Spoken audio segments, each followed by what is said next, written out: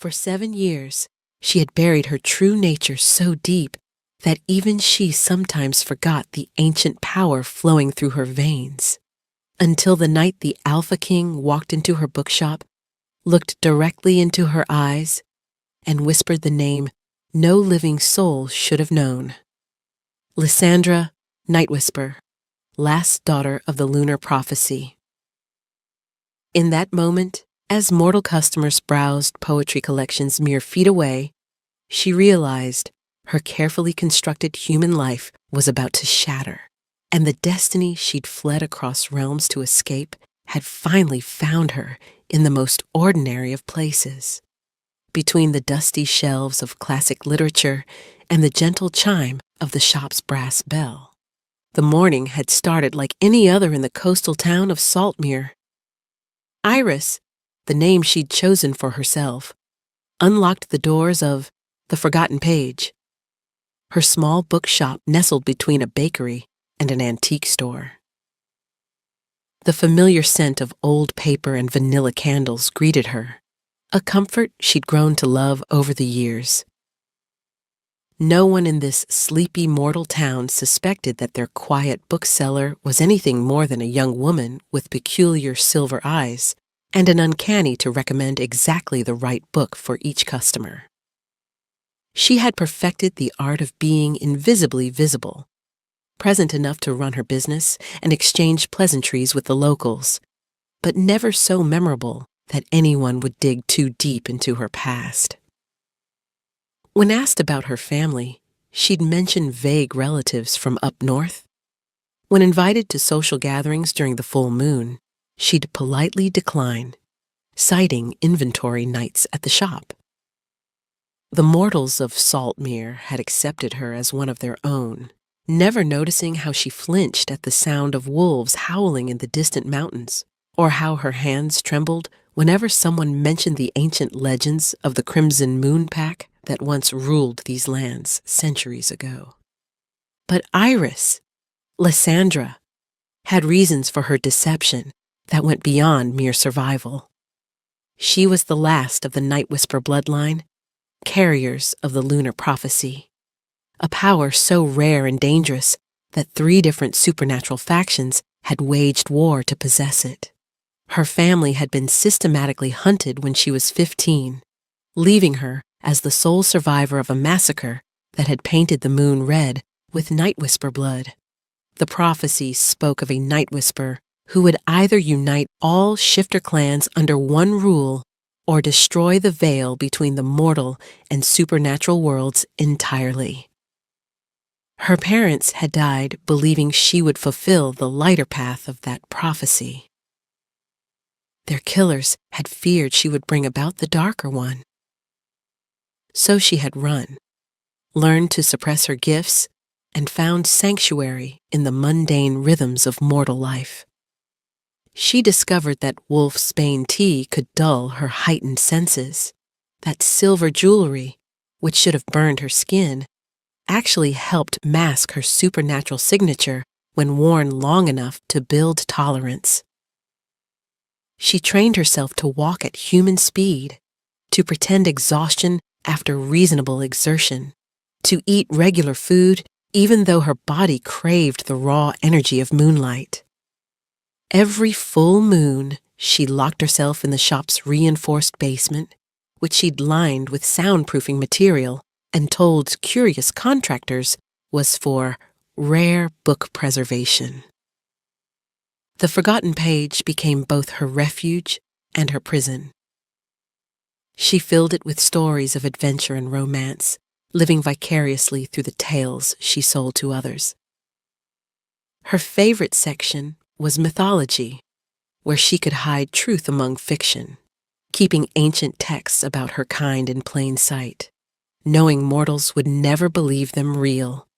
She'd even made a small life for herself here, forming tentative friendships with Mrs. Chen from the bakery next door, who brought her fresh pastries every Monday, and young Tommy Morrison, who helped her with deliveries in exchange for adventure novels.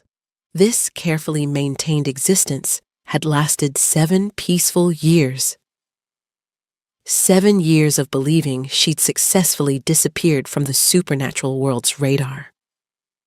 7 years of convincing herself that Lysandra Nightwhisper had died with her family and only Iris, the bookseller, remained. But deep down, beneath the layers of suppression and self-denial, she knew this peace was borrowed time. The prophecy didn't care what name she used or how many herbs she consumed to dull her nature.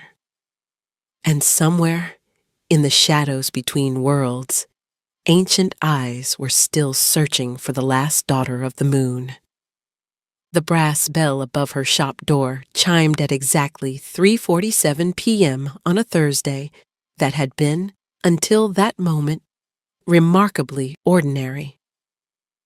Iris was balanced on her worn wooden ladder, shelving a new shipment of Victorian poetry, when the atmosphere in her bookshop shifted. It wasn't the usual change that came with customers entering. This was something that made every instinct she'd spent years suppressing suddenly roar to life.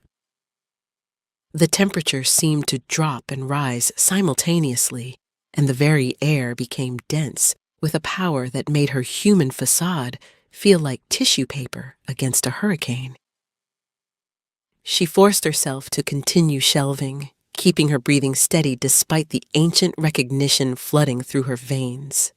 3 sets of footsteps entered her shop, but one in particular made the Nightwhisper blood in her body sing a song of both terror and something else.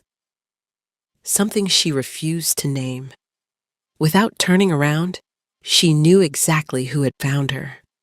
The Alpha King of the Northern Territories, Ravek Stormclaw, had entered her sanctuary. "Can I help you find something?" she asked in her practiced mortal voice, carefully climbing down the ladder with deliberately human movements. When she finally turned, her carefully maintained composure nearly shattered. Ravek stood in the center of her shop like a dark sun, drawing everything into his orbit. He was taller than she'd imagined from the whispered stories, perhaps 6.5 feet, with jet-black hair that held hints of silver despite his seemingly young appearance. His eyes were the color of winter storms, gray with flecks of electric blue, and they were fixed on her with an intensity that made her want to either run or bare her throat in submission. Flanking him were 2 others she recognized from supernatural gossip that had reached her even in exile. Malik, his beta, a bronze-skinned warrior whose scarred hands had ended more rebellions than anyone could count, and Ivana, the pack's lead tracker, whose reputation for finding the unfindable was legendary. But it was Ravek who commanded the space, his presence making her small bookshop feel like it might burst at the seams.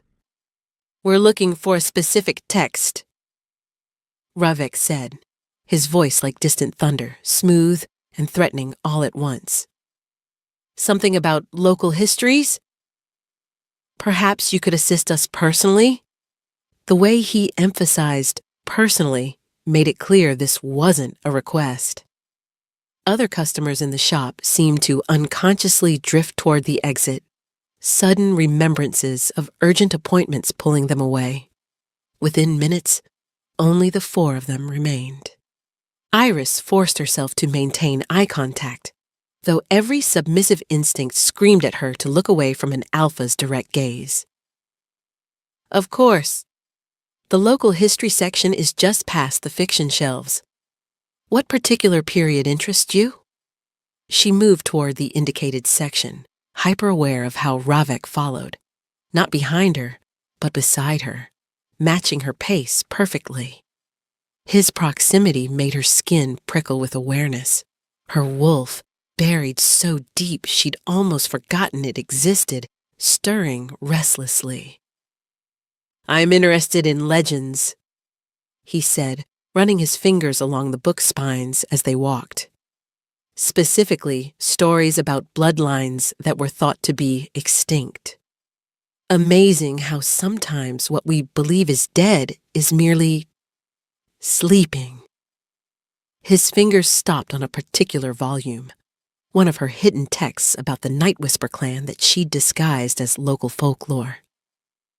This one, for instance, tells an interesting tale about moon-blessed wolves who could walk between worlds. Her heart hammered against her ribs, but she kept her voice level. That's just folklore. The tourists enjoy those kinds of stories. She reached for the book, but he pulled it back, opening it to a page she knew by heart. A page containing her family's genealogy disguised as mythology. His finger traced down the family tree, stopping at the bottom where she'd carefully torn away the section that would have shown her name. Curious, he murmured, his storm-gray eyes lifting to meet hers again. The page is torn just where the story would become current. He closed the book with deliberate slowness. Tell me, miss. I'm sorry. I didn't catch your name. Iris, she said, proud that her voice didn't waver. Iris Blackwood. Iris, he repeated, and something about the way he said it made it sound like he was tasting a lie. Pretty name. Garden variety, you might say. Malik snorted softly from where he stood guard by the door, while Ivana had disappeared into the stacks, though Iris could feel her circling like a shark. Tell me, Iris, do you enjoy the full moon? It's particularly beautiful from Saltmere, I'm told. The question was a trap wrapped in casual conversation.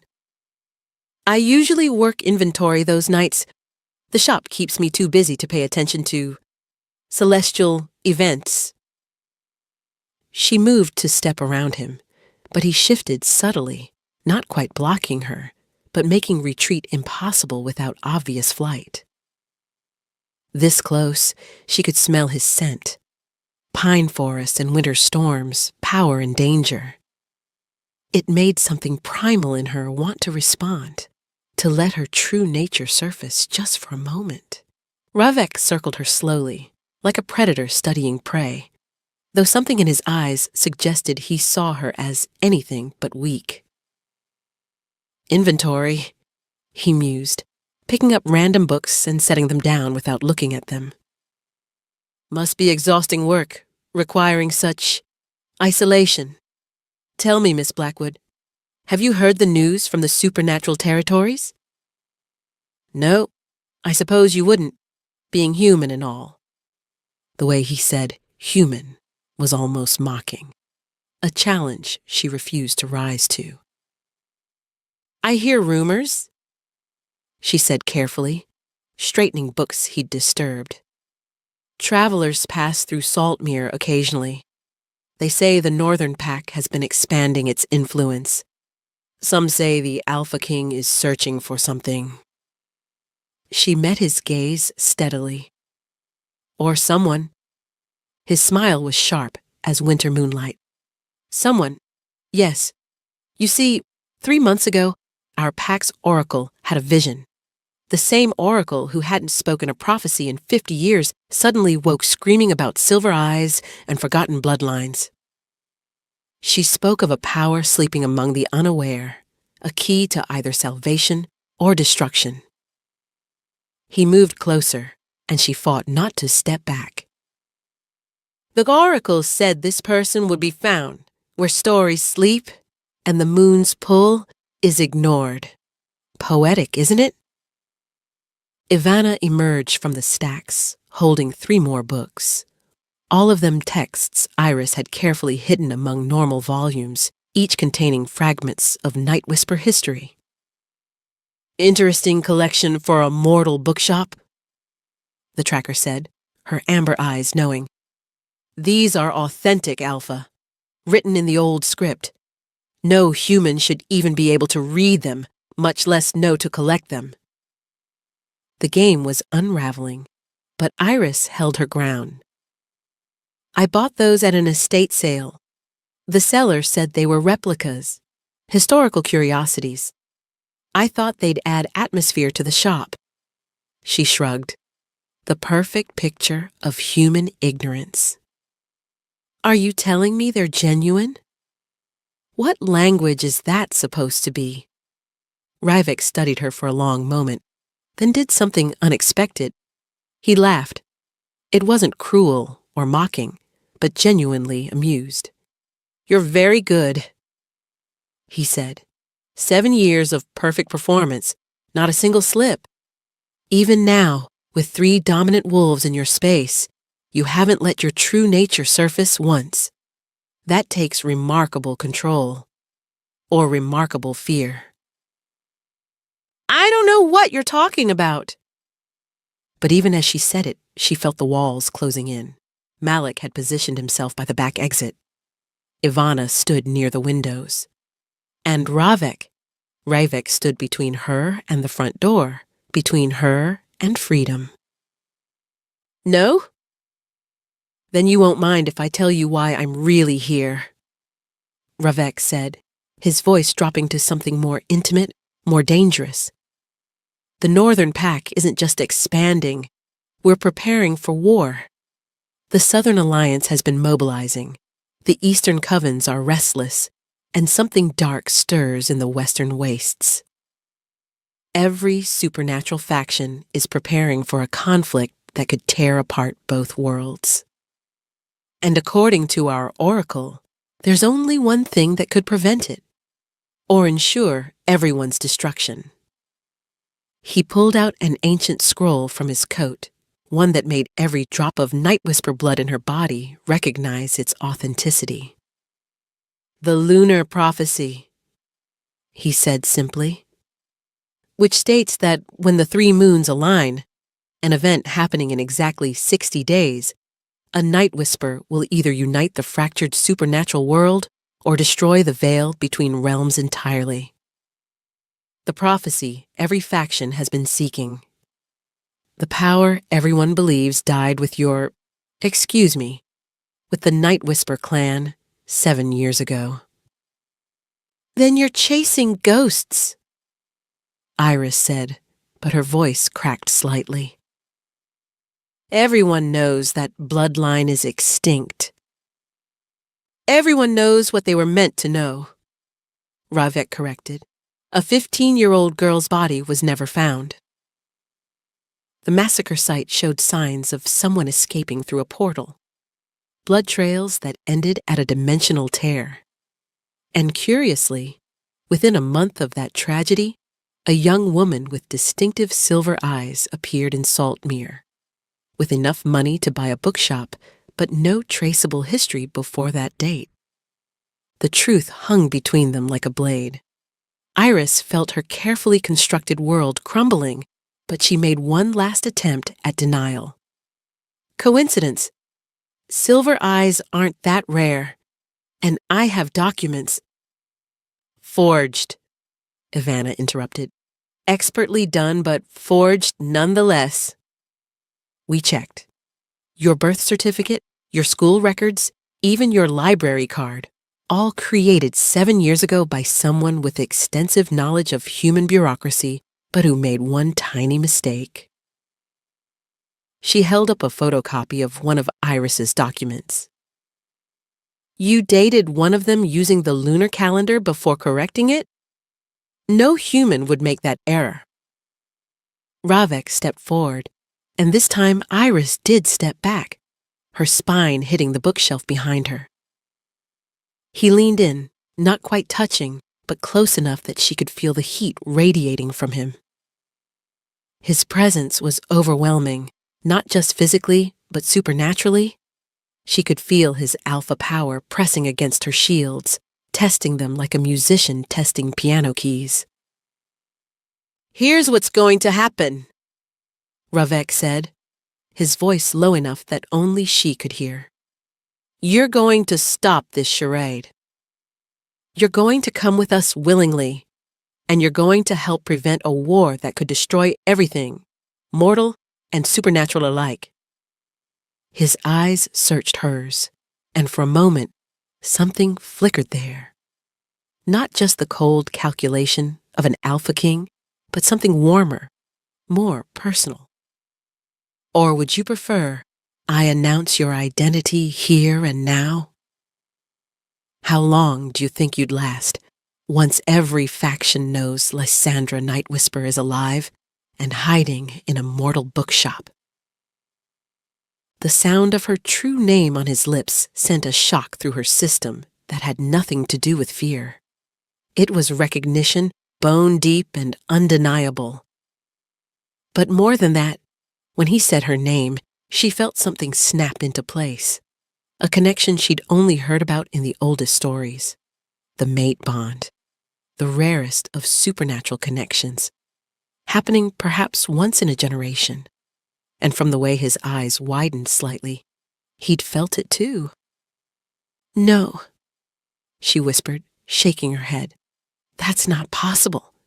You can't be—" She tried to pull back, but there was nowhere to go. The bond hummed between them, new and fragile, but undeniably real. It was like suddenly becoming aware of a thread that had always existed, connecting her heart to his. Every instinct she had screamed at her to accept it, to lean into the connection that promised safety, belonging, completion.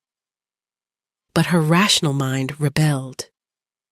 This was the Alpha King, the most dangerous wolf in the territories. Being his mate would put her at the center of everything she'd run from. Malik and Ivana had gone very still, sensing the shift in energy, but not understanding its source. Ravek's expression had become unreadable, his storm-gray eyes intense as he processed what had just happened. "Well," he said softly, "this complicates things." "I won't go with you," Iris managed, though the bond made even that small defiance feel like tearing fabric. "I won't be used as anyone's weapon." "Not by you, not by anyone." She could feel her control slipping, her wolf, suppressed for so long, clawing at its cage, desperate to answer its mate's call. 7 years of wolfsbane tea and silver jewelry hadn't prepared her for this. "You don't have a choice," Ravek said, but his voice had lost its edge. The bond affected him too. She could feel it through their new connection, his surprise, his own resistance to the unexpected development. The prophecy says a Night Whisper will make a choice," she interrupted, finding strength in desperation. "Not that a Night Whisper will be forced. If you drag me away from here, if you try to control me, you might trigger the very destruction you're trying to prevent." It was a gamble, but she saw it land. Ravek pulled back slightly, considering. "Alpha," Malik said from his position by the door. "We have company." 3 vehicles approaching. Southern Alliance signatures. His hand went to his weapon. "They must have tracked us here." Ivana cursed softly. "They'll sense her if they get close enough. The bond's activation will have sent out an energy pulse. Every supernatural within 50 miles just felt something significant happen." Ravek's jaw clenched. The smart move would be to grab her and run, to secure the Night Whisper before their enemies could. But the bond made that impossible. Forcing one's mate was taboo beyond measure, something that could break an alpha's power entirely. He was trapped between his duty as Alpha King and the ancient laws that governed mated pairs. "You have about 30 seconds to decide," he told her, his voice urgent but not threatening. "Come with us willingly, and I promise you'll be protected, not controlled. Stay here, and the Southern Alliance will take you, and they won't care about bonds or choices. They'll drain your power and leave you an empty shell." Through their connection, she could feel he was telling the truth. More than that, she could feel his genuine desire to protect her, not just as the Night Whisper, but as his mate. The sound of vehicles pulling up outside made the decision for her. Car doors slammed. Footsteps approached. Many footsteps. "Back door," she said quickly, grabbing only her mother's hidden journal from behind the counter. There's a tunnel in the basement. It leads to the old smuggler's caves on the beach. She looked at Ravek, and for the first time, let him see past her human mask to the frightened but determined wolf beneath. I'm not agreeing to anything beyond survival right now. Understood, he said, and she felt his relief through the bond. Malik, Ivana, defensive positions but don't engage unless necessary. We're leaving. He turned to Iris. Lead the way, Lysandra. Hearing her true name again, especially now with the bond humming between them, made her shiver. But there was no time to process the magnitude of what had happened. As she led them through her shop toward the basement, she couldn't help but wonder if she was running from one prison into another. The mate bond pulled at her, promising safety in Ravek's presence. But she'd learned long ago that safety was often an illusion. Still, as the front door of her shop exploded inward and Southern Alliance wolves poured in, she realized that her 7 years of hiding were over. Lysandra Nightwhisper was back in the game, whether she wanted to be or not. The smuggler's tunnel was narrow and damp, carved from limestone centuries ago by humans who'd used these caves to avoid taxation. Now it served as an escape route for the last Nightwhisper and the Alpha King she was inexplicably bonded to. As they moved through the darkness, Ravek's hand occasionally brushed hers, each contact sending sparks through the nascent bond. Behind them, they could hear the Southern Alliance tearing through her shop, destroying 7 years of carefully built peace. The caves open onto Crescent Beach, Lysandra said, her voice echoing off the stone walls. She'd dropped all pretense of being human now. Her movements were fluid, predatory, her silver eyes glowing faintly in the darkness. There's a boat hidden there. I always kept an escape route ready. Paranoid, Ivana observed, though her tone held approval. Survivor? Lysandra corrected. When you've watched your entire bloodline get systematically slaughtered, paranoia becomes wisdom. The words came out harder than she intended, and she felt Ravek's curiosity spike through their bond. He wanted to know what had really happened that night, but now wasn't the time for that particular horror story. They emerged onto the moonlit beach, the sound of waves covering their movements. Lysandra's hidden boat was exactly where she'd left it, concealed beneath driftwood and old nets. As Malik and Ivana prepared the vessel, Ravek turned to her. The Southern Alliance won't give up. They'll track us. Let me worry about that, she said, pulling out a small vial from her jacket. The liquid inside seemed to shimmer with its own light.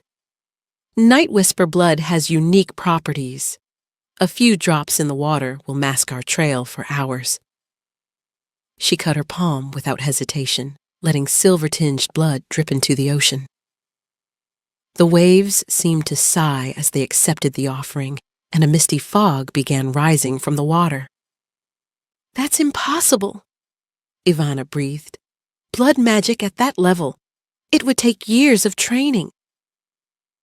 Or instinct born from desperation, Lysandra said quietly. She could feel Ravek's questions through the bond, his growing realization that she was far more than just a survivor hiding among humans. Where are we going? North, Ravek said. My stronghold at Iron Peak. It's the only place secure enough to protect you while we figure out our next move. He paused. Unless you have a better suggestion? She laughed bitterly. My suggestions ran out when you walked into my shop and destroyed my cover. But even as she said it, she knew it wasn't entirely his fault. The prophecy would have found her eventually. The 3 moons' alignment didn't care about her desire for a quiet life. They sailed in tense silence for the first hour, the supernatural fog cloaking them from pursuit. Finally, as the immediate danger passed, Ravek spoke. "Tell me about that night. The real story, not the official version." Lysandra stared at the dark water, debating how much to reveal. The bond hummed between them, suggesting trust, but 7 years of solitude had built walls that wouldn't crumble in a single night. "What do you know about the Night Whisper clan?" "That you were peace brokers," Malik said from his position at the helm. "Neutral parties who could walk between all supernatural factions without allegiance. Your family mediated disputes for centuries." "That's the romantic version," Lysandra said. "The truth is, we were weapons pretending to be diplomats. Every Night Whisper could channel pure lunar energy, could walk between worlds, could see through any deception or illusion. We kept peace not through negotiation, but through the threat of what we could do if pushed." She pulled her mother's journal from her bag, running her fingers over its worn cover. "My mother tried to change that. She believed we could be true peacemakers, using our gifts for harmony rather than threat. She was the one who proposed the Unity Accords," Ravek said, understanding dawning in his voice. "The treaty that would have united all supernatural factions under shared law."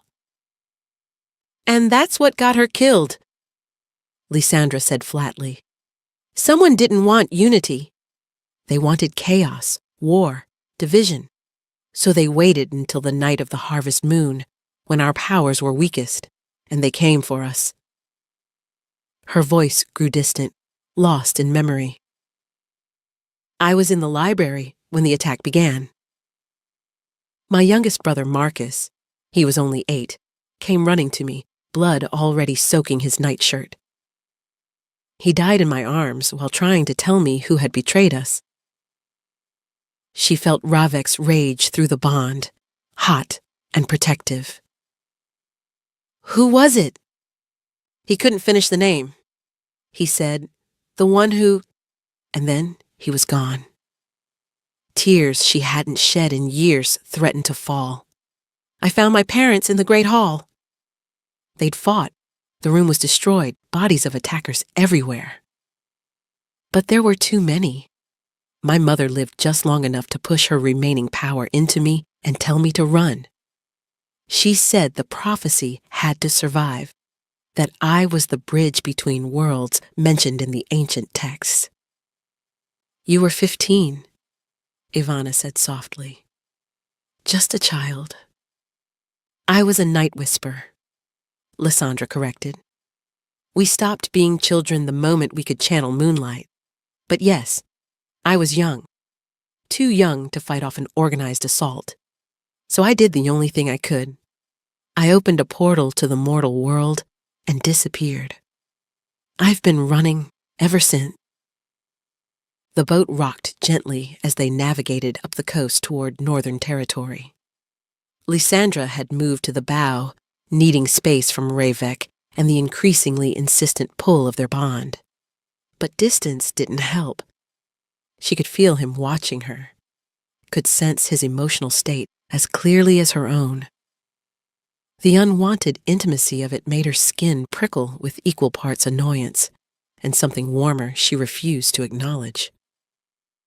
"You should rest," Ravek said, approaching despite her obvious desire for solitude. "We have another 3 hours before we reach the border." He held out a thick cloak, his cloak, she realized, carrying his scent of pine and winter storms. "You're shivering." "I'm fine," she said automatically, but her body betrayed her. She was exhausted, running on adrenaline and stubbornness. 7 years of suppressing her wolf had left her weaker than she should be, and using blood magic after so long had drained her more than she'd expected. "The bond makes lying pointless," he said quietly, draping the cloak around her shoulders despite her protests. I can feel your exhaustion, your pain, just as I'm sure you can feel that I'm not the monster you're determined to see me as. He was right, and that was the problem. Through their connection, she could sense his true nature. Protective, honorable, burdened by responsibility. He wasn't just an alpha king seeking power. He was a leader trying to prevent a war that could destroy millions of innocent lives. It would be easier if he were cruel or power-hungry. Instead, he was exactly the kind of male her wolf recognized as worthy, and that terrified her more than any threat. Don't, she warned, as he sat beside her, maintaining careful distance but still too close for her comfort. Just because we have this connection doesn't mean anything. Bonds can be ignored, suppressed. I've gotten very good at suppressing things. Have you? He asked, and there was something almost teasing in his tone. Is that why your hands are trembling? Why your wolf is so close to the surface I can practically see her in your eyes? He was right again. Being near him was undoing 7 years of careful control. Her wolf wanted out, wanted to answer the call of its mate. My wolf is not my master, she said through gritted teeth. I choose my own path. I'm not asking you to submit, Ravek said, and the sincerity in his voice made her look at him. I'm not asking for anything except a chance. Work with me to prevent this war. Help me understand the prophecy. After the 3 moons alignment, after the danger passes, if you want to leave, I won't stop you. You say that now, she said bitterly. But mate bonds aren't so easily dismissed. They grow stronger with proximity, with time. Every moment I spend near you makes it harder to think clearly. She could feel the truth of it even now, his presence calming her fear, making her feel safe for the first time in 7 years.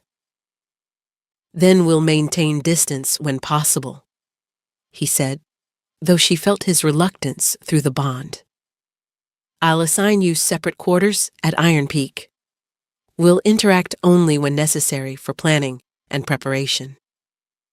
I can control myself, Lysandra. The question is, can you?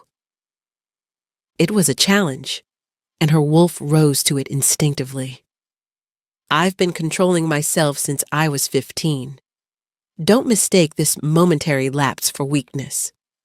But even as she said it, she found herself unconsciously leaning into his warmth. The cloak smelled like him, and instead of pushing it off as she should, she pulled it tighter. He noticed, of course he did, but didn't comment. Instead, he began to tell her about Iron Peak, about the ancient fortress that had been his family's stronghold for generations. His voice was soothing, and despite her determination to stay alert, she found her eyes growing heavy. I won't let anyone hurt you, he said softly, and she felt the oath in those words, the binding promise of an alpha to protect. Not the Southern Alliance, not the Eastern Covens, not anyone. You're under my protection now. I don't need protection, she mumbled, but her body had other ideas. Exhaustion finally won, and she found herself slipping into sleep, unconsciously curling toward the warmth and safety Ravek represented. The last thing she felt before darkness claimed her was his hand gently adjusting the cloak to better cover her, and through the bond, a wave of tenderness that made her wolf purr with contentment.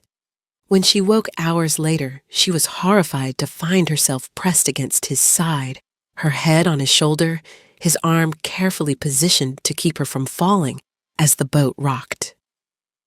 Malik and Ivana were studiously looking elsewhere, but she could sense their amusement. She jerked away, her face burning, but the damage was done. Her wolf had chosen, even if her human side still resisted. "We're approaching the border," Ravek said calmly, as if he hadn't just spent hours holding her while she slept. "You should see this." She looked where he pointed and gasped. The Northern Territory's border was marked by massive walls of ice that seemed to grow from the ocean itself, gleaming in the dawn light.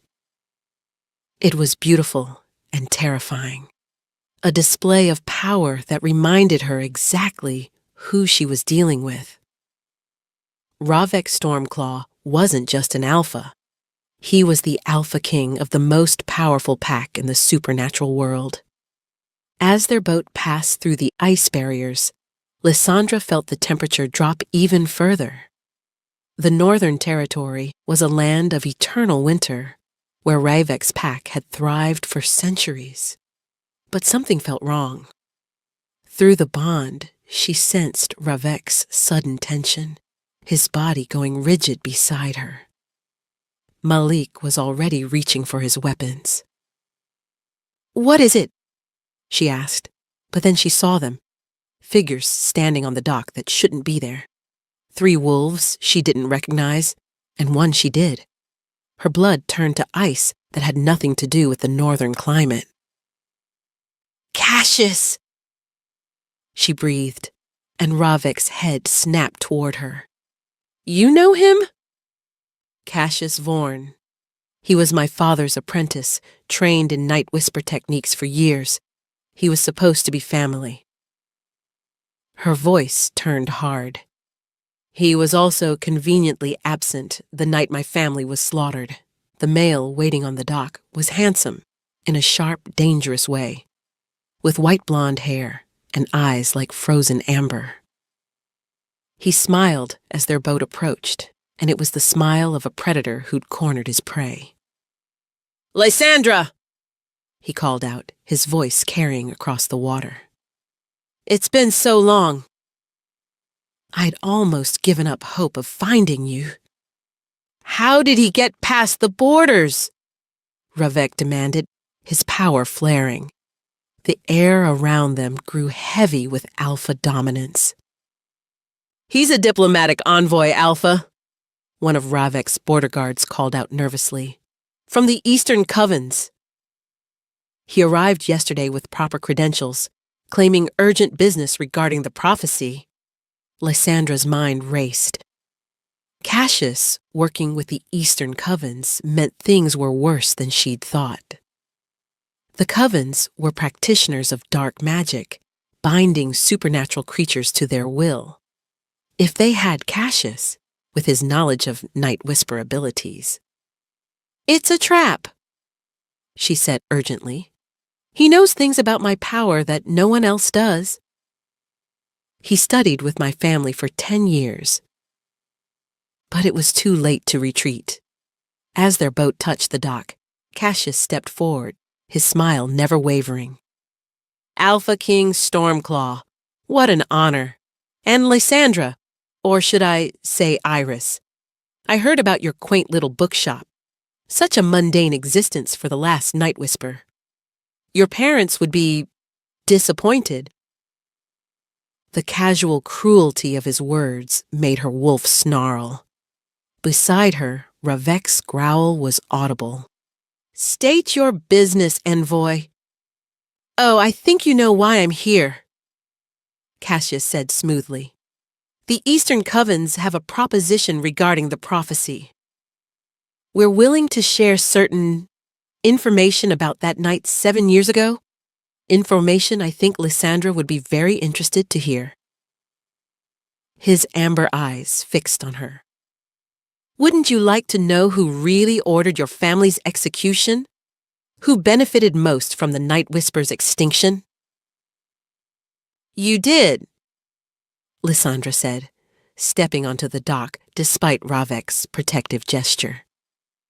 "You gained their trust, learned their secrets, and then I was nearly killed trying to save them," Cassius interrupted, pulling down his collar to reveal massive scars across his throat. "I arrived too late, fought the attackers, and barely escaped with my life. I've spent 7 years hunting for you, Lysandra.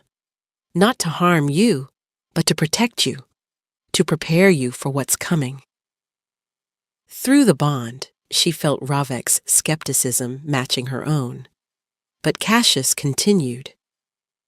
The attack on your family was just the beginning. Someone has been systematically eliminating bloodlines that could influence the prophecy. The Moonstone Pack's healers, dead. The Starfall clan's seers, vanished. The Shadow Ridge prophets, murdered. All in the last 7 years. Someone doesn't want the prophecy fulfilled at all. They want chaos when the 3 moons align. And you just happen to have figured this out? Ivana asked, her hand on her blade. The Eastern Covens have resources, Cassius said. We've been investigating, preparing. We know the true enemy isn't any single faction. It's someone playing all sides against each other. Someone who was close enough to the Night Whispers to know their weaknesses, powerful enough to organize multiple assassinations, and patient enough to wait 7 years for the prophecy to approach. He looked directly at Lysandra. Someone who knew you survived and has been watching you all this time. If that's true, Ravek said, his voice dangerous, then coming here openly makes you either very brave or very stupid. Or very desperate, Cassius admitted. The Coven sent me because I'm the only one who knows Lysandra well enough to potentially convince her. The 3 moons align in less than 60 days. Without the Night Whisper power properly prepared and channeled, the veil between worlds won't just weaken, it will shatter entirely. Humans and supernaturals will be thrown together in chaos. Millions will die. He pulled out an ancient tome, one Lysandra recognized as her grandfather's personal grimoire. This was hidden in the ruins of your family's library. It contains the actual prophecy ritual, not the fragments everyone's been fighting over, but the complete ceremony. The Covens are willing to trade this for an alliance. Your power, guided by this knowledge, channeled through the proper ritual, can save both worlds. Or destroy them, Lysandra said. The prophecy has 2 paths. Yes, Cassius agreed, which is why you need to know the truth about that night. The one who ordered your family's death, who's been eliminating bloodlines, who wants chaos when the moons align. He paused dramatically. It's someone in this very territory. Someone close to the Alpha King. The accusation hung in the frozen air. Ravek's power exploded outward, making everyone except Lysandra step back. Choose your next words very carefully, envoy. But Cassius just smiled that predator's smile. I have proof. Letters, communications, financial records. Someone in your inner circle has been playing a very long game, Alpha King. The question is, do you want to know who? Or would you prefer to walk blindly into their trap with the Night Whisper at your side? The Great Hall of Iron Peak Fortress was a testament to ancient power. Massive columns of ice that never melted, wolf pelts from legendary hunts, and a throne carved from a single block of obsidian. Ravek had called an emergency gathering of his inner circle, and tension filled the air like electricity before a storm. Lysandra stood beside him, still wearing his cloak, the mate bond humming with his barely controlled fury. Cassius stood in the center, surrounded by Ravek's most trusted wolves, Malik, Ivana, and 3 others Lysandra had been introduced to. Thane, the pack's ancient advisor, Sira, the lead healer, and Demon, Ravek's younger brother and military commander. Any one of them could be the traitor Cassius claimed existed. Present your evidence, Ravek commanded, his voice echoing off the ice walls. But know that false accusations against my pack carry a death sentence. Cassius pulled out a collection of documents, spreading them on the massive oak table. 7 years ago, someone sent detailed information about the Night Whisper compound's defenses to the attackers. Guard rotations, ward weaknesses, the exact timing of the Harvest Moon ceremony when they'd be most vulnerable. He pointed to a series of letters. These were intercepted by the Eastern Covens from dead drop locations. Same handwriting, same seal. Lysandra moved closer, her heart pounding. She recognized the seal. It was a modified version of the Night Whisper crest, something only someone who'd been welcomed into their inner circle would know how to create. "This is authentic," she said quietly. This exact variation was only used for correspondence between my family and their closest allies. Now, Cassius continued, pulling out financial records. Large sums were transferred from Northern Territory accounts to mercenary groups in the weeks before the attack. The transactions were hidden, laundered through multiple fronts, but the Coven's forensic mages traced them back. He looked directly at Ravek. The original authorization came from someone with highest-level pack access. Thane, the elderly advisor, stepped forward. "This proves nothing. Anyone could have forged... Could anyone have forged this?" Cassius interrupted, producing a blood-sealed document. "A contract with the Silver Fang mercenaries, payment for elimination of the Moon-blessed bloodline, sealed in blood magic, and before you claim it's fake, I'm sure your healer can verify its authenticity." Sarah, the healer, reluctantly took the document. Her hands glowed with diagnostic magic as she examined it. Her face paled. It's real. The blood magic is genuine, approximately 7 years old." "Whose blood?" Ravek demanded. Sierra's hands trembled. "The blood signature has been masked, but it's definitely from someone of our pack. The magical resonance is unmistakable." The room erupted in accusations and denials. Demon stepped forward, his younger features twisted in anger. "This is ridiculous! We're going to trust an Eastern Coven envoy over our own pack?" "I trust no one," Ravek said coldly, "but I will have the truth." He turned to Lysandra. "You can see through deceptions. It's a Night Whisper gift. Look at my inner circle. Tell me what you see." Lysandra hesitated. She'd been suppressing her abilities for so long, but this moment required them. She let her power surface, her silver eyes blazing with lunar light. The room seemed to shift as she looked at each wolf through her inherited sight, seeing past physical forms to the truth beneath.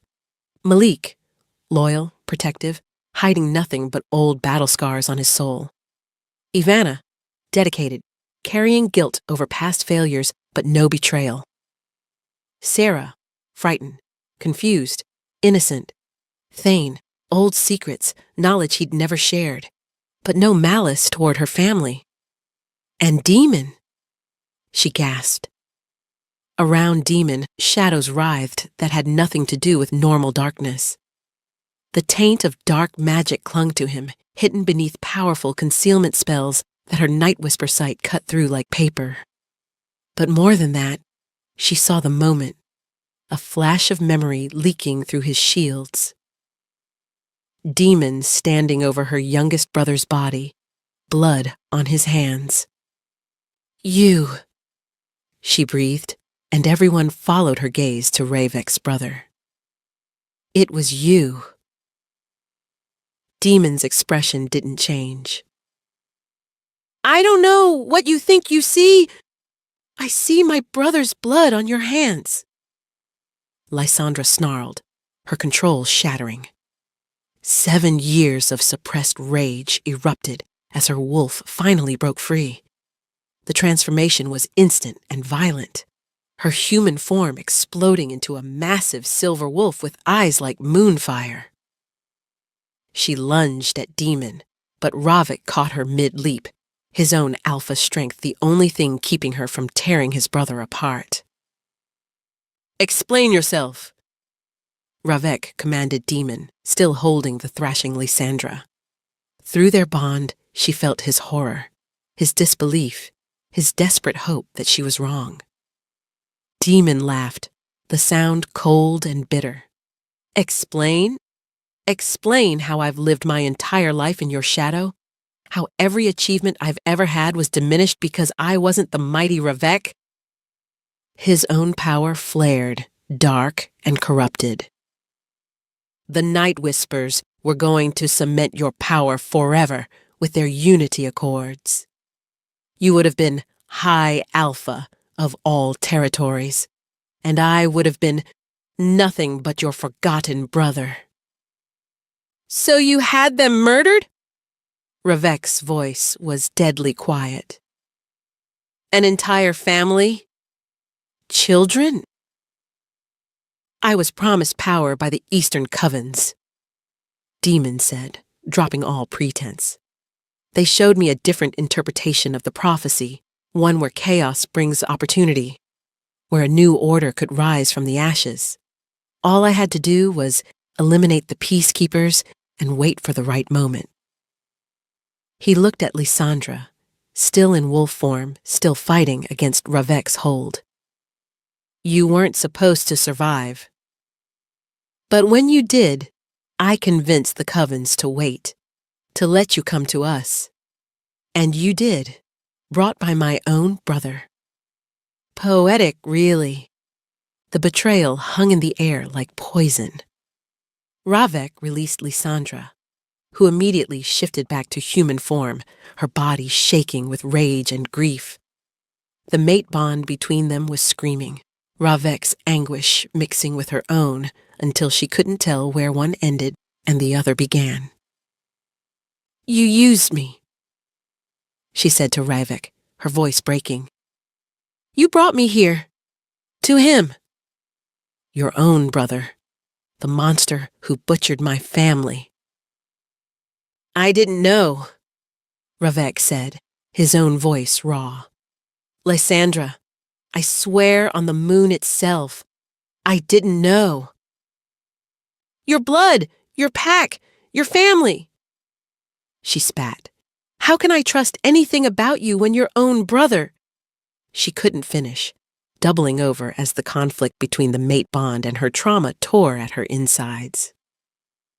Her wolf wanted to run to Ravik for comfort, but her human side saw him as tainted by association. Demon laughed again. Oh, this is perfect. The mate bond makes it even better. You can't kill me without destroying her trust completely, brother. And she can't fully accept you knowing I'm your blood. The prophecy requires unity, but I've created a divide that can't be healed. Watch me, Ravik said, and before anyone could react, he moved. The Alpha King's power exploded through the room as he grabbed his brother by the throat. You killed innocents. You betrayed our pack. You murdered children. Each word was punctuated with increasing pressure. You are no brother of mine. Ravik, no!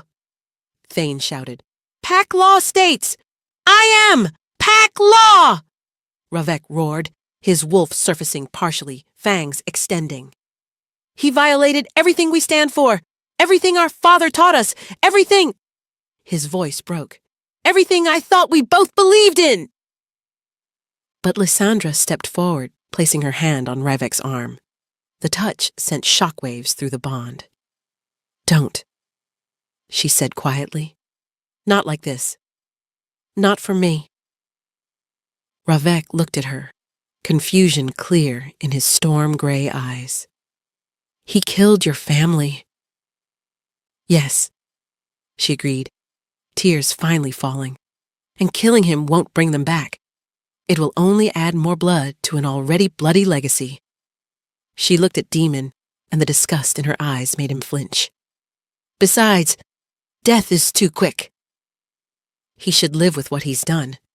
Strip him of his power, his position, his place in the pack. Let him exist knowing he destroyed everything for nothing." "Merciful little moon child," Demon sneered.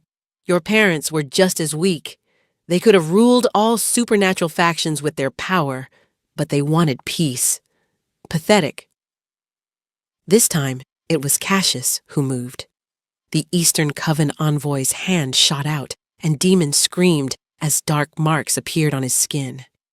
"Actually, the Covens have decided you're a liability," Cassius said coldly. "You are useful, but your instability threatens the prophecy. Consider our alliance terminated."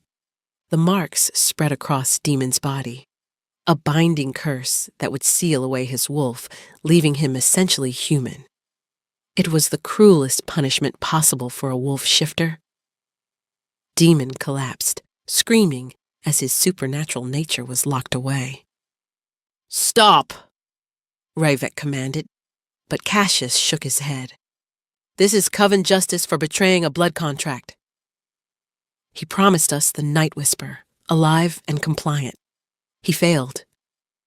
Cassius looked at Lysandra. "The offer still stands. The grimoire, the ritual knowledge, in exchange for an alliance. The prophecy must be fulfilled correctly, or everyone suffers." Lysandra stood in the center of the great hall, pulled in every direction.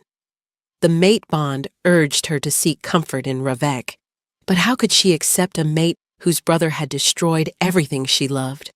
How could she trust any of them? The Northern Pack had harbored her family's killer. The Eastern Covens had facilitated the massacre. The Southern Alliance would use her as a weapon. There was nowhere safe, no one to trust. "I need air," she said, backing toward the door. I can't. Lysandra." Ryvek reached for her, but she flinched away. The rejection hit him physically through the bond, making him stagger. "Don't," she said. "Please, just don't." She looked at the assembled wolves, at Cassius, at the broken form of Demon. "The prophecy talks about unity, about bringing the supernatural world together. But all I see is betrayal, violence, and pain. Maybe the prophecy should fail. Maybe chaos is what we all deserve." She fled the hall, her footsteps echoing off the ice walls. Behind her, she felt Ryvek's anguish through the bond, his desperate need to follow her battling with his responsibility to deal with his traitorous brother. She ran through the fortress, past confused guards, until she burst out onto the highest tower. The northern territory stretched before her, beautiful and cold, just like everything else in her life now. The 3 moons were visible in the twilight sky, growing closer to alignment with each passing night. 53 days remained. 53 days to decide whether to save a world that had taken everything from her or let it burn. The wind whipped around her, carrying the scent of snow and pine, carrying Ryvek's scent. Even now, even after everything, her wolf cried out for its mate. But how could she accept him? How could she accept any of this? She was Lysandra Night Whisper, last of her line, carrier of prophecy, unwilling mate to the Alpha King, whose brother had murdered her family. The bitter irony of it made her laugh, a sound that was more sob than anything else. She'd hidden for 7 years only to be dragged back into a game where everyone wanted to use her power and no one cared about her pain. 3 days passed intense silence. Lysandra had isolated herself in the tower room Ravek had given her, refusing to see anyone except Sierra, who brought her meals. Through the bond, she felt Ravek's constant presence, his pain at her rejection mixing with his own grief over his brother's betrayal. Demon had been exiled, cast out with the Coven's curse, ensuring he could never return to his wolf form. The pack was in upheaval, trust shattered, and all the while, the three moons drew closer to alignment. On the third night, Lysandra stood at her window, studying her grandfather's grimoire that Cassius had left. The ritual was complex, requiring not just her power, but the willing participation of representatives from each supernatural faction. It was meant to be a joining, a moment where all groups set aside their differences to prevent catastrophe. But how could that happen when everyone was at each other's throats? A commotion in the courtyard below drew her attention. Lights, many of them, vehicles arriving in force. Her blood chilled as she recognized the banners. The Southern Alliance had come to Iron Peak, but they weren't alone. Eastern Coven mages, Western Waste warriors, even representatives from the smaller factions. They'd all come, and from the aggressive posturing, they hadn't come to talk. She was down the stairs and into the courtyard before she'd consciously decided to move. Ravek was already there, his inner circle arranged defensively.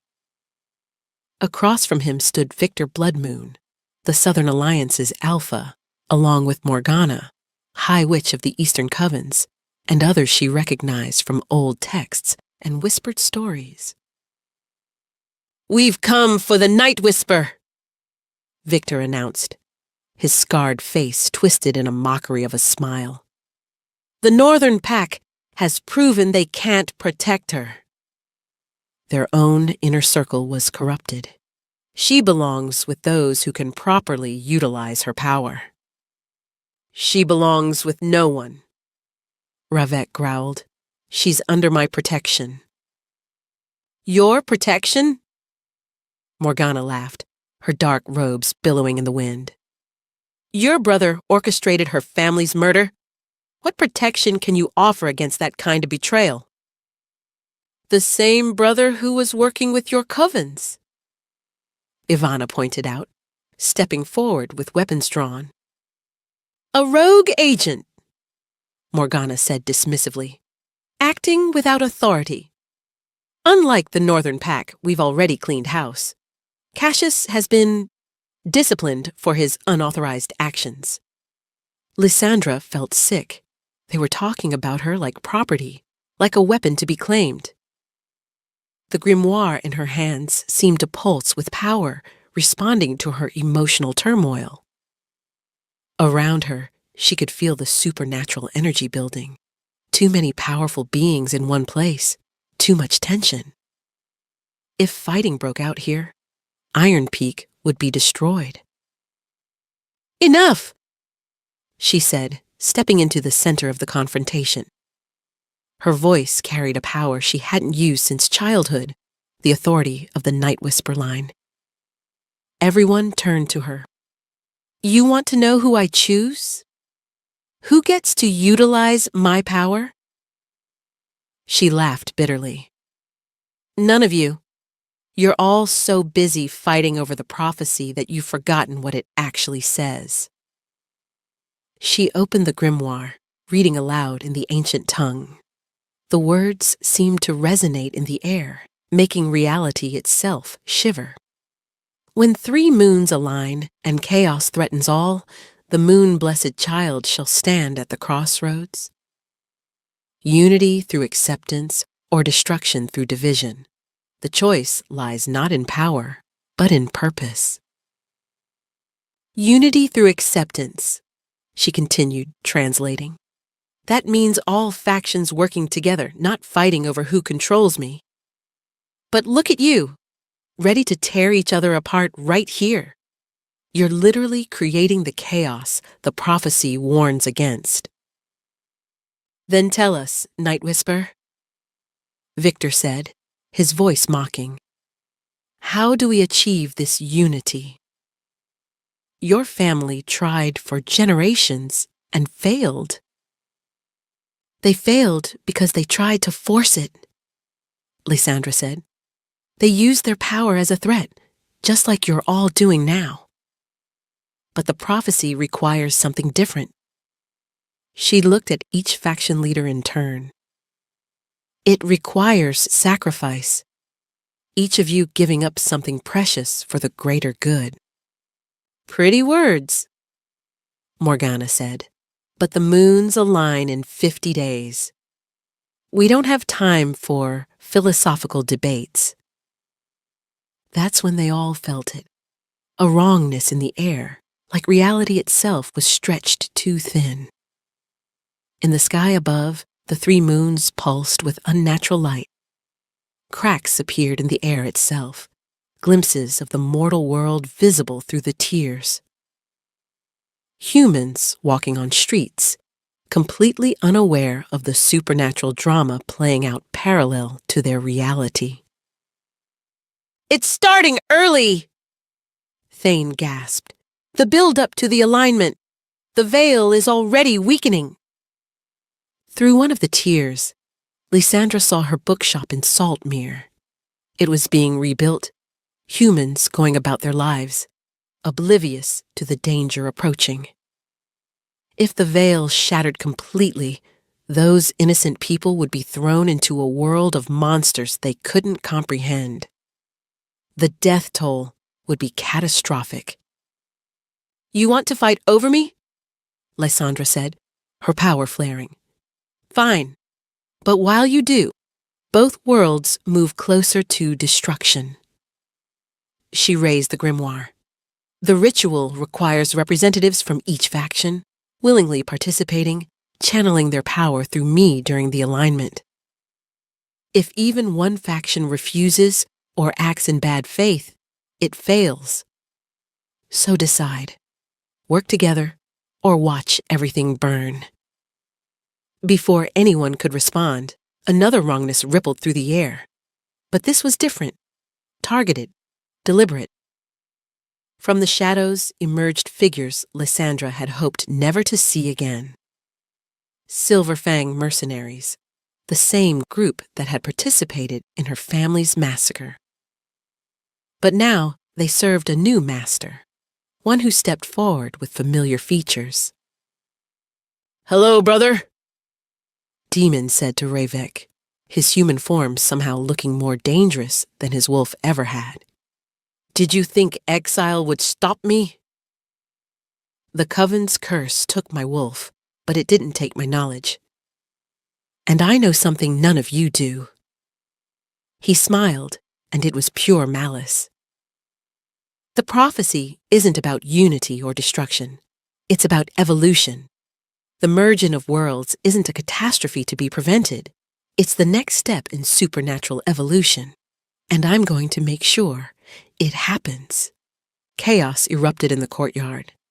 Demon's mercenaries attacked from all sides, armed with weapons designed to harm each specific supernatural type. Silver for wolves, iron for fae, blessed wood for vampires. But worse than the physical assault was what Demon himself was doing. He held a corrupted version of the grimoire, pages that had been torn out and hidden, containing not the unity ritual, but its opposite, a ceremony to shatter the veil completely. The missing pages! Lysandra breathed in horror. He had them all along! Demon began chanting in the ancient tongue, and the tears in reality widened. Through them, humans started noticing the disturbance.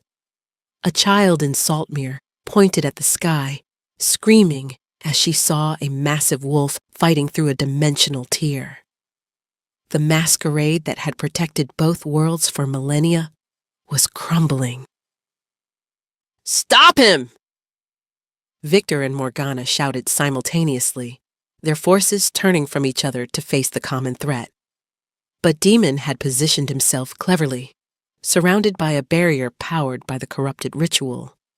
Traditional attacks couldn't reach him. Only Night Whisper power can break through, Thane said urgently. The barrier is keyed to that specific magical signature. Lysandra started forward, but Ravek caught her arm. Through the bond, she felt his desperate fear for her safety. It's a trap. He wants you to come to him.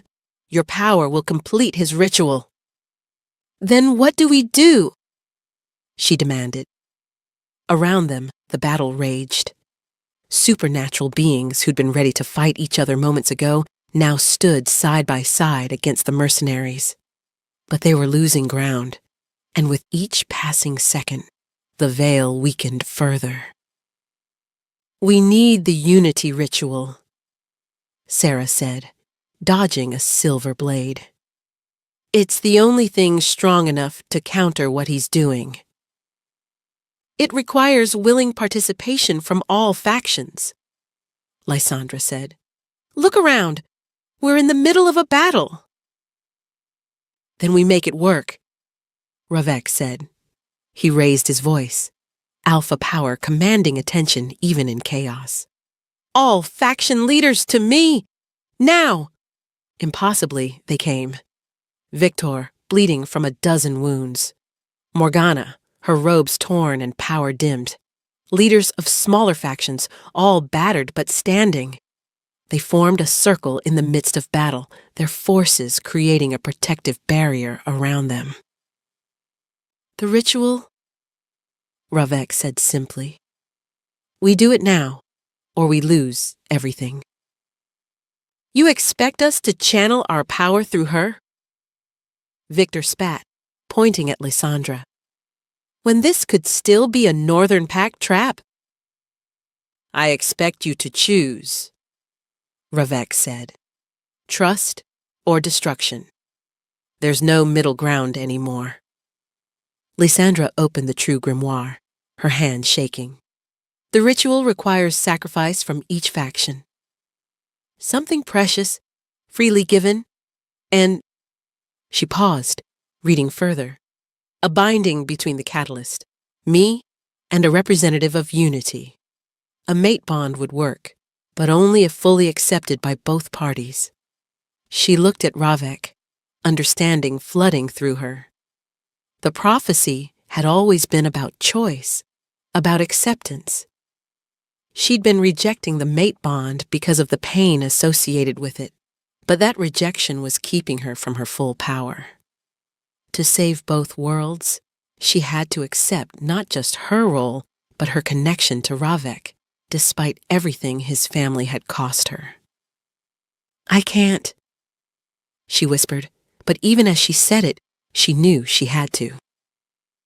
Through the bond, she felt Ravek's understanding, his willingness to accept her rejection, if that's what she chose, even if it meant the failure of everything. Then we're dead, Victor said bluntly. Look! Demon's ritual was accelerating. The sky was fracturing like broken glass, pieces of the mortal world falling into the supernatural realm, and vice versa. A city bus suddenly appeared in the middle of the northern wilderness, its passengers screaming as they saw impossible creatures. Dragons that had been hidden for centuries were suddenly visible in human skies. Choose, Lysandra, Morgana said, and for once, her voice held no mockery. Choose for all of us. Lysandra looked at each faction leader, at the battle raging around them, at the two worlds colliding. Then she looked at Ravek, really looked at him. She saw not his brother's crimes, but his own honor, not the pain of the past, but the possibility of a future. The mate bond pulsed between them, patient and powerful, waiting for her decision. I need all of you to swear, she said, Swear that if I do this, if I accept what I've been fighting, you'll honor the unity. No more wars over territory. No more hunting isolated bloodlines. The supernatural world united, as the prophecy intended. One by one, they swore. Victor cut his palm, offering his blood. Morgana pulled off a ring of power she'd worn for centuries. Each faction leader gave something irreplaceable, something that represented their power and position. The sacrifices floated around Lysandra, waiting for her to complete the circuit. She turned to Ravek. "I accept you," she said, and the words seemed to echo across dimensions. "Despite the pain, despite the past, I accept our bond. I accept you as my mate, my equal, my partner in this." The moment the words left her lips, power exploded through her. Not just her own, but Ravek's, amplified by their completed bond. The sacrifices from the faction leaders swirled into the mixture, creating something new, something impossible. True unity of supernatural power. But demons saw it happening and laughed. "Too late, cousin. The veil is already too damaged. Even united, you can't—" He never finished the sentence. Ravek moved faster than lightning, using the power boost from the completed mate bond. He grabbed his brother, and instead of trying to break through the barrier, he did something else entirely. He began pushing his own life force into Lysandra through their bond, giving her not just his power, but his very essence. "No!" Lysandra screamed, understanding what he was doing. He was sacrificing himself to give her enough power to overcome demons' corrupted ritual. It was the ultimate sacrifice, an alpha giving everything for his mate and his people. "Ravek, stop!" Lysandra screamed, feeling his life force flooding into her through their bond. But he held on, his storm-gray eyes locked on hers with absolute certainty and love. "Trust me," he gasped, his body beginning to fade as he poured everything into her. "The prophecy, unity through acceptance, it's not just about the factions. It's about us. Light and dark, past and future, sacrifice and rebirth," Lysandra finished, suddenly understanding. The prophecy hadn't been about choosing between unity or destruction. It had been about transformation, destroying the old to create something new. She stopped fighting against the power Ravek was giving her, and instead opened herself completely to it. But more than that, she began giving back, creating a circuit between them. Her Night Whisper power, silver and ancient, merged with his alpha strength, gold and primal. The other faction leaders, seeing what was happening, didn't just offer their sacrifices. They joined the circuit, each adding their unique power to the growing maelstrom. Demon's eyes widened in horror as he realized what was happening. "No, that's not possible." "The ritual? Your ritual was corrupted," Lysandra said, her voice now carrying the harmonized power of every supernatural faction. "Based on incomplete knowledge and twisted by hate. The true prophecy was never about maintaining the veil or destroying it. It was about evolving past the need for it entirely." She began to speak in the ancient tongue, but these weren't words from any grimoire. They came from deep within, from the collective unconscious of all supernatural beings, from the very fabric of magic itself. As she spoke, the tears in reality didn't heal. They stabilized, becoming permanent doorways between worlds. But something else happened too. The humans who witnessed the supernatural beings didn't run in terror as expected. The magic flowing through the portals touched them, awakening something dormant in their DNA. Children who saw dragons suddenly understood they'd always been able to speak to animals. Adults who glimpsed werewolves realized their own strength had always been more than human. The two worlds weren't colliding. They were reuniting after millennia of artificial separation. "This is what my mother saw," Lysandra gasped, tears streaming down her face. Not unity through force or treaty, but through understanding. Humans and supernaturals were never meant to be separate. We're all part of the same tapestry. Demon's barrier shattered as his corrupted ritual was overwritten by the true prophecy's fulfillment. He fell to his knees, the mercenaries around him dropping their weapons as the wave of transformation washed over them too. Even he, cursed and exiled, felt the change. His wolf didn't return, but something else awakened, the ability to see and speak truth, a gift and curse for one who'd lived by lies. "I see it now," he whispered, looking at his hands in wonder and horror. Every lie, every betrayal, written in light. What have I done? What have I become? Lysandra wanted to hate him, but the unity flowing through her made even that impossible. "You became what fear and jealousy made you," she said, "but that's not all you have to be." The transformation was spreading beyond Iron Peak, beyond the Northern Territory, across the entire world. The veil didn't fall. It dissolved, like mist before the sun. Humans and supernaturals stood face to face, not as enemies, but as long-lost relatives finally reunited. There was confusion, yes, and fear. But there was also wonder, recognition, and hope. Ravek solidified beside her, the circuit of power having not drained him, but transformed him. He was still the Alpha King, but now he was something more, a bridge between worlds, marked by silver streaks in his dark hair that matched Lysandra's eyes.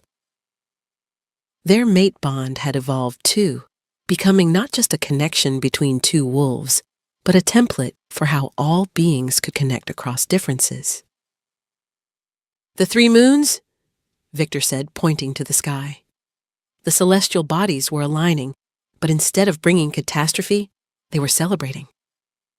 Their combined light bathed both worlds. Now, one world, in silver radiance. "They're singing!" He was right.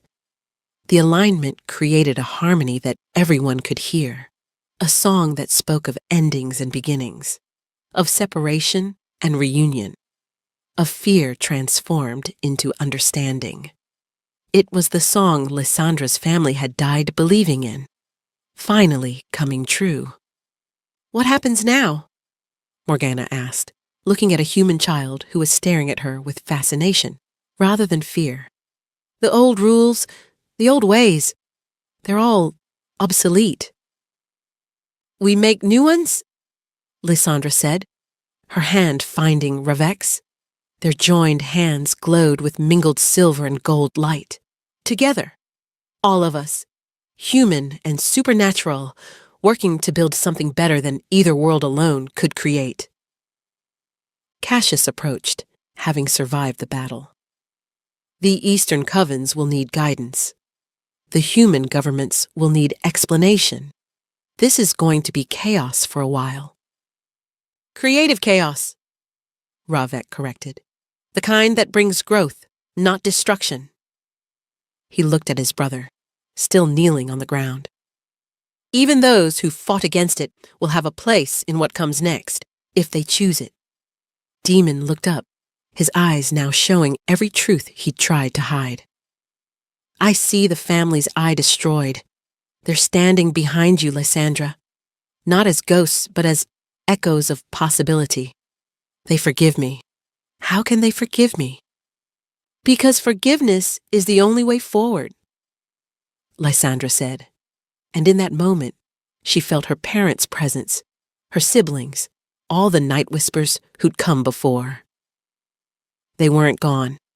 They were part of the tapestry now, woven into the magic that would guide both worlds into their shared future.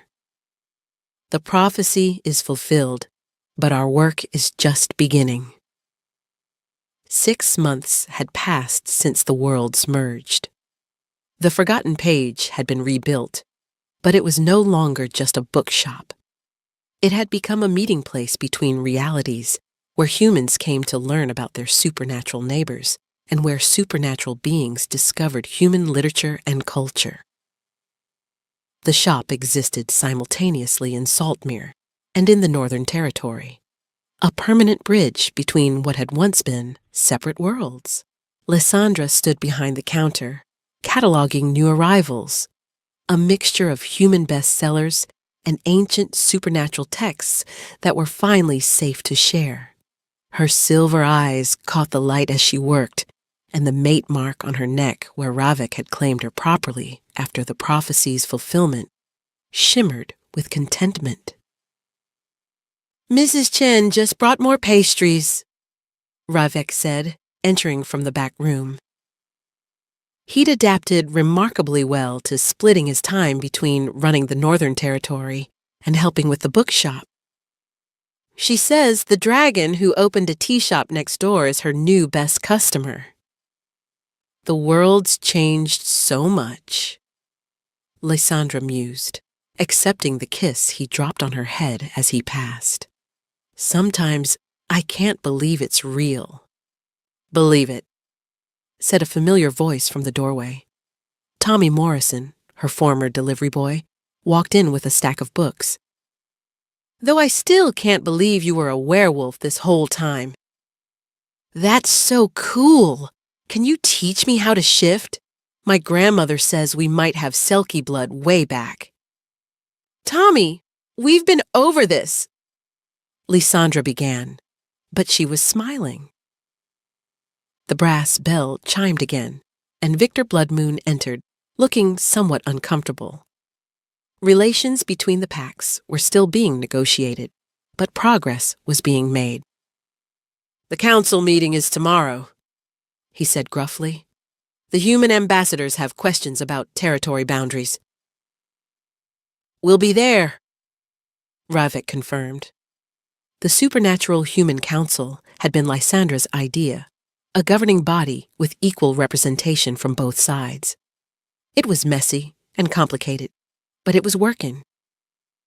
As the day went on, the shop filled with its usual eclectic mix.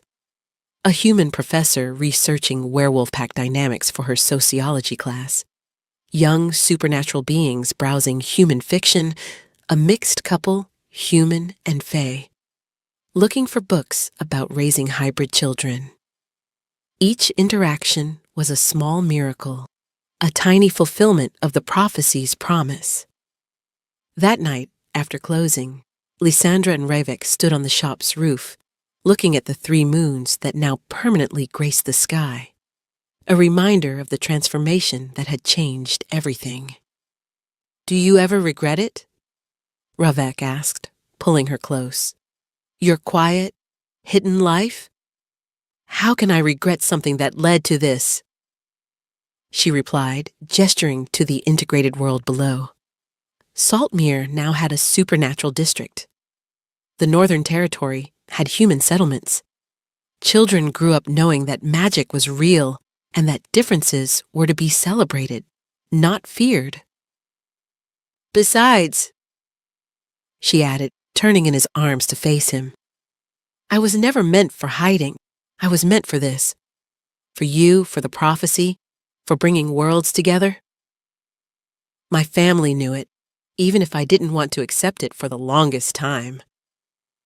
"The last night whisper?" Ravik murmured, nuzzling her neck where his mark lay. "Not the last," she corrected, placing his hand on her still flat stomach. Through their bond, she let him feel what she'd discovered that morning. New life growing within her, the first of a new generation that would never know a world divided by veils and fear. His eyes widened with joy and wonder. A child born of both worlds, raised in unity, he said. The prophecy continues. No, Lysandra said firmly. The prophecy is complete. What comes next is just life. Messy, complicated, beautiful life. No more prophecies, no more chosen ones. Just people, all kinds of people, learning to live together. They stood there, the Alpha King and the Night Whisper, mates and partners, watching their transformed world settle into its new rhythm. Somewhere in the shop below, the ancient grimoire rested on a shelf, its pages finally at peace. The story it had told was finished, but countless new stories were just beginning. In the distance, a wolf howled, not in loneliness or warning, but in celebration. It was answered by another, then another, until the night filled with a chorus of voices. Human and supernatural, predator and prey, magical and mundane, all united in a song that proclaimed the simple, powerful truth. They were one world now, one people with infinite variety, and the future was bright with possibility. The brass bell of the forgotten page chimed softly in the wind, a gentle reminder that every ending was also a beginning, and that sometimes the greatest magic of all was simply choosing to see the light in the darkness and having the courage to let it shine. She had lived among mortals in silence for 7 years until the Alpha King whispered her real name. But in the end, it wasn't her name that mattered. It was the choice she made to speak her truth, accept her destiny, and transform 2 worlds with the power of unity and love.